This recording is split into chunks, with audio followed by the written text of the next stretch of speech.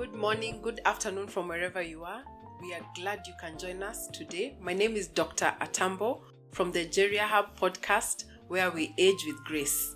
And so today we'll be discussing a very important topic, just trying to unpack the concept of healthy aging. What is healthy aging? And how can we age in a graceful manner? And so I'll start with an introduction where we will try and unpack the healthy aging terminology. And so healthy aging is a continuous process of optimizing opportunities to maintain and improve physical and mental health, independence, quality of life throughout the course of life. And so this introduction is very important because it's telling us that we need to find opportunities even as we keep living and as we keep doing the normal activities that we do every day. We need to find small pockets of time where we maintain. And maintaining means that we are this strong and we want to stay this strong for as long as we can. And if we are not maintaining, we are improving, which means that if you're not as healthy and if you're not as strong as you would want to be, if you use those small pockets of time properly, then you'll be able to improve whatever it is that you want, be it physical or mental capabilities. And so healthy aging is a process where we want to maintain and improve the different capabilities that we have, whether it's physical or mental. And then we want to make sure that we are as independent as possible. You know, you never really think about the need for independence until the day you fall sick. When you're in bed and someone has to carry you, or you have to be fed, or worse still, someone has to change your diaper. It can be quite dehumanizing, or you feel like you've lost control. So there's a need to maintain that independence, so that you have a quality of life that is optimized throughout your life, right? And that is healthy aging. And so what do you need to do to ensure that you're aging in a healthy manner? You really need to take care of your physical, mental, and cognitive processes to ensure that you're aging well. Even making small changes, small progressive changes can help you live longer and better. Are you eating healthy? Can you reduce the amount of alcohol you're taking so that over time you're even able to perhaps even stop the habit? Are you able to decrease the amount of cigarettes that you're smoking per day so that progressively we have a state where you even stop smoking, so that we are looking for a state of life where you are able to make small incremental changes that then help you to live longer and better. So in general, we are saying that you can support your physical health by staying active, eating and sleeping well, and going to your doctor regularly for screening checks and checkups as often as you can. So there are different pillars of healthy aging. So we are saying that there are different things that make up the concept of healthy aging. Brain fitness. You know, we take it for granted that I ask you your name and you respond to me and tell me your name automatically. As we age, you'll realize that the older people are not able to maintain a discussion, or they're not able to remember things as well as they did. And so what literature is showing is that you can maintain your brain fitness by creating new connections. And that's a very interesting concept. For example, if you write with your right hand, every so often write with your left hand, because then the use of both hands creates new connections which increases your brain fitness. The next example would be if you're traveling from here to work, if you use one route, tomorrow just take another route, because according to your brain, it takes that as a new experience, which then creates new connections for your brain.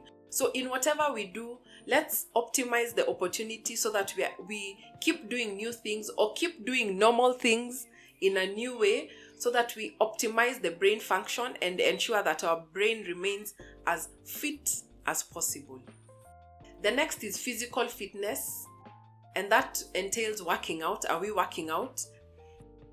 WHO states that we really need to be walking about 7,000 to 10,000 steps a day, or get a workout that takes about 30 to 45 minutes, and that workout should be extensive enough to make sure that your heart is beating, right? And so this physical fitness over time improves our body's agility and makes sure that our hearts remain healthy and just keeps the body fit overall. The next is nutrition. Are we eating the correct food? Are we eating it at the right time? Are we eating the right combination of foods?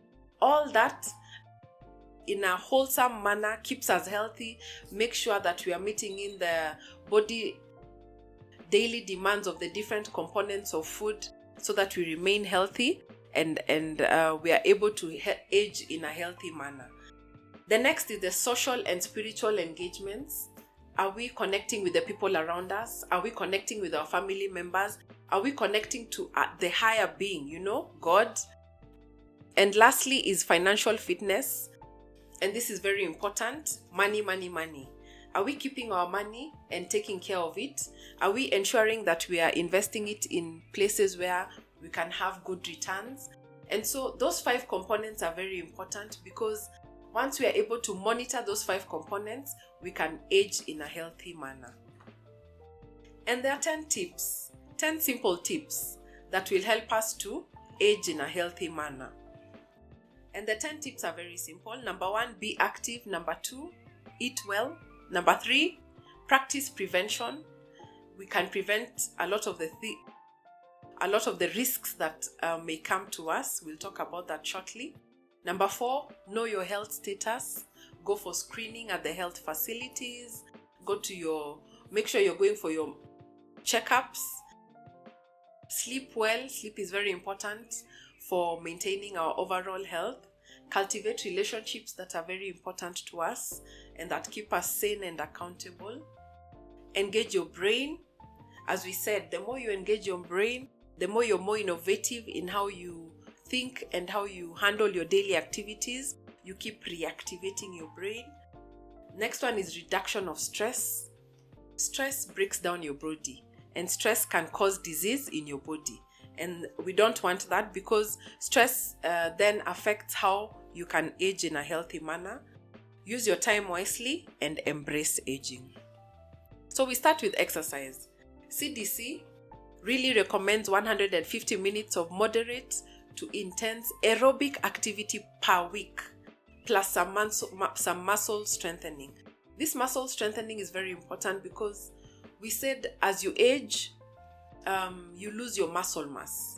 And so it's very important for us to lift weights and keep bulking up, so that even as we grow older, we don't become frail, small and frail, which then can affect our mobility over time. And exercise can also help prevent and manage chronic conditions, which then helps you to live longer. Under nutrition, we want you to drink a lot of water. Hydration is very good for you. Whenever you're dehydrated, you get headaches, your joints start aching, and even the normal body functions get limited. Yeah. And so hydration is very important, because then you optimize the body functions and viability. Ensure that when you're eating, you consume a diet that is rich in fruits and vegetables, whole grains, healthy protein sources mostly, non-tropical plant oils, and minimally processed foods. I'm sure we've had this over and over again.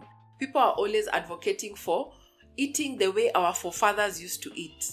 And so all these things that I've spoken about, I'm really saying keep off processed food and let's go back to how we used to eat as our forefathers did. Cut back on salt, cut back on alcohol, and avoid added sugars. The next one is managing your weight. Strive for normal weight. And your weight should really ensure that you have a BMI that is normal. And what we categorize as normal is a BMI of between 18 to 25. So you want to ask me, what is BMI? And BMI is really how tall you are vis-a-vis how fat you are. So you realize that sometimes you have a very tall person who weighs 70 kgs and a shorter person who weighs 70 kgs.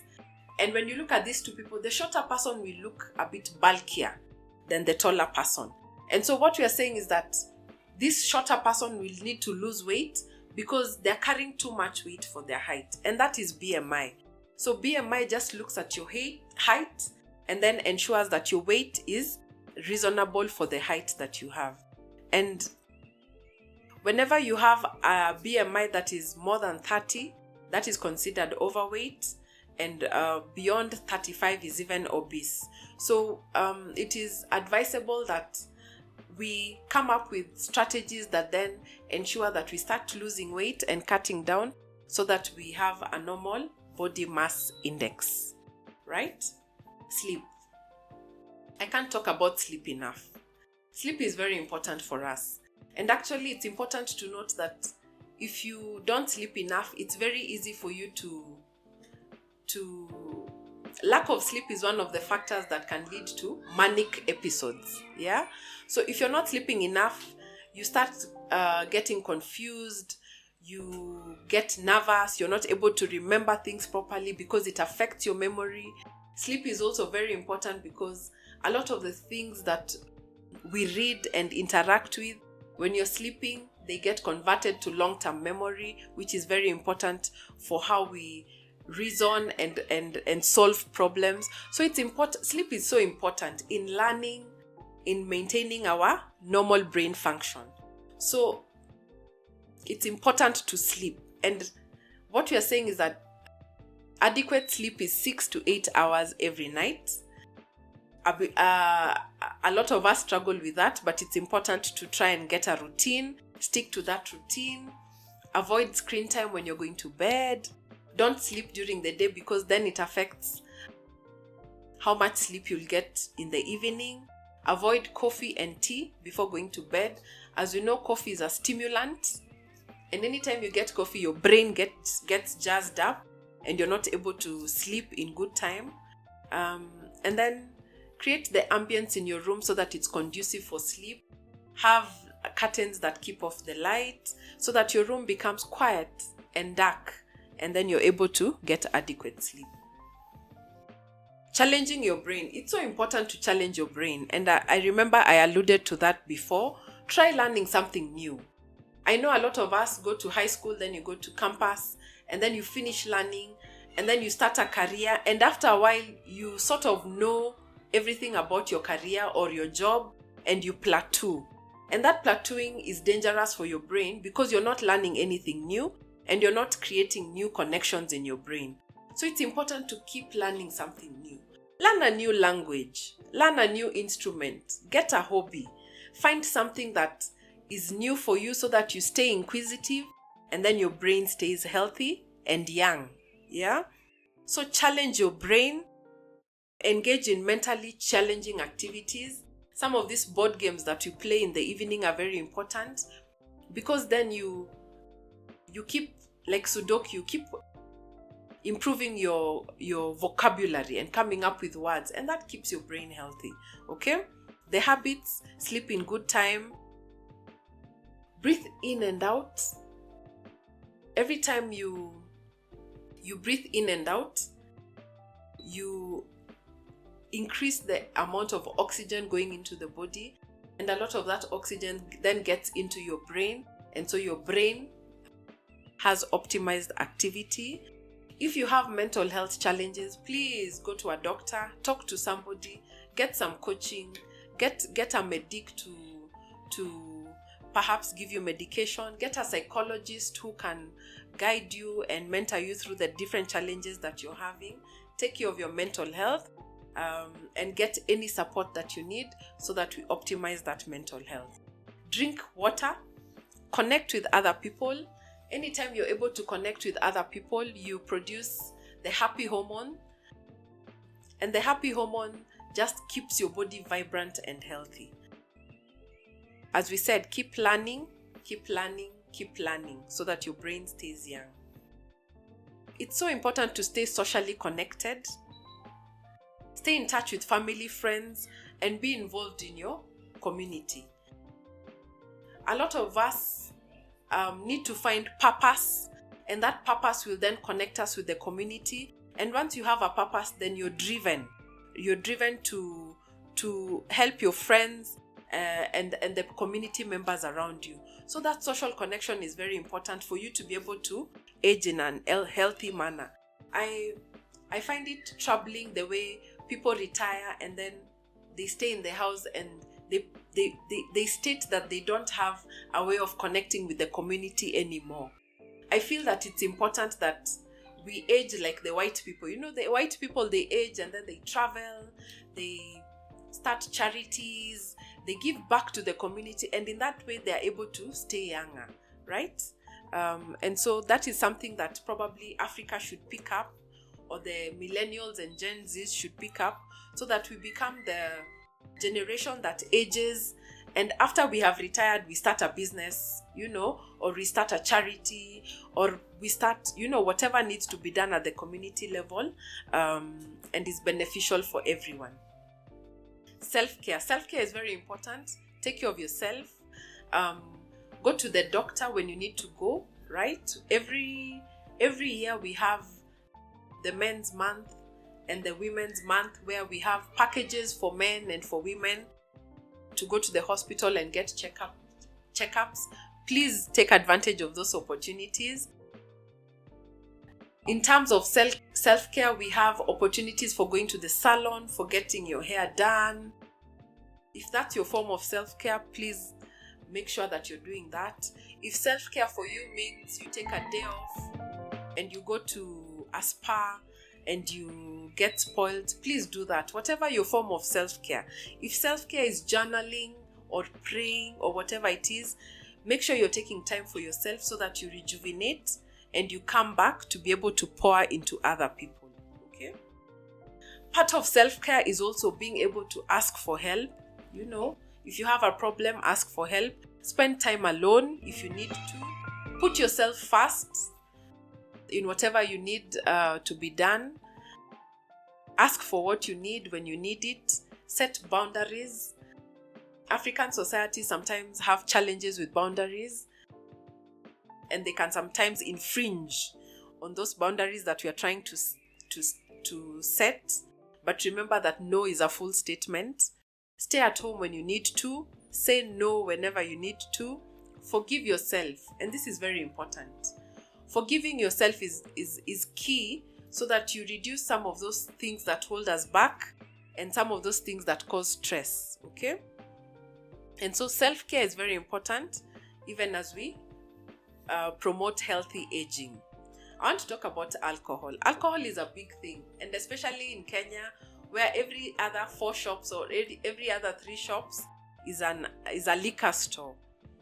And the fact that we have so many liquor stores just means that so many of us are indulging, which is fine. But it's so important that we are able to cut back or cut down on the amount of alcohol that we take. Alcohol is able to affect so many organs adversely, causing diseases that then lead to challenges as we age. Smoking is another one. We need to quit smoking or to reduce smoking. As we all know, alcohol and smoking, cigarette smoking, and even shisha they increase your risk for a lot of these chronic conditions, for cancers.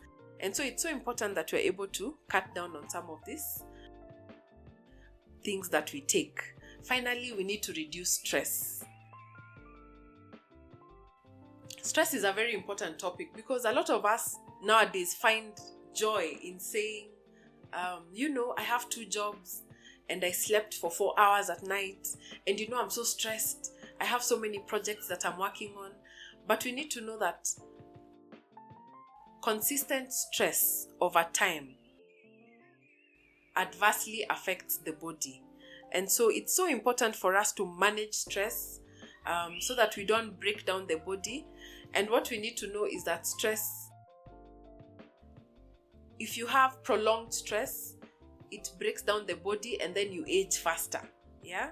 So it's important that you manage your stress. And we have spoken about the different ways you can manage your stress. Self-care, go for counseling, journal, pray if you need to, exercise, sleep well, and all those are the different ways we can manage stress.